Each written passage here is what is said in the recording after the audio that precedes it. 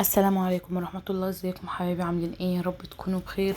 معانا طريقة الطحينة او صوص الطحينة بالطريقة السورية. جربوه مع الكبدة والشاورما، حاجة تانية خالص. اول حاجة معانا علبة زبادي او معلقتين كبار من الزبادي، 4 معالق طحينة، ومعلقة صغيرة من الملح، واربع فصوص ثوم وليمونة. معانا هنا ضفت معلقتين كبار من الزبادي، ضفت معاهم 4 معالق من الطحينة. كمية الزبادي بتبقى نص الطحينة. وبعدين ضفت الملح والثوم.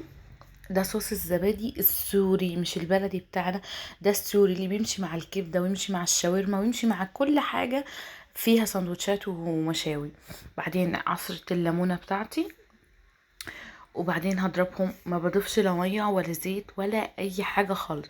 لقيت القوام معايا تقيل مش بيمشي، ضيف لها معلقه او معلقتين خل.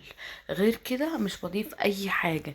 ده الطحينه غير البلدي بتاعتنا اللي بيبقى فيها زيت وخل كتير وكده، بس حاجه طعمها خطير، قريبه من التومية وطعمها في حته تانية جدا.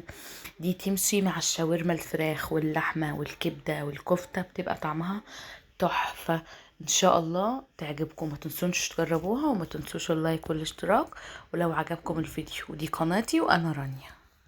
حاجة تحفة جدا يعني. ابدعي زي ما انت عايزة، بتخليها في حتة تانية خالص.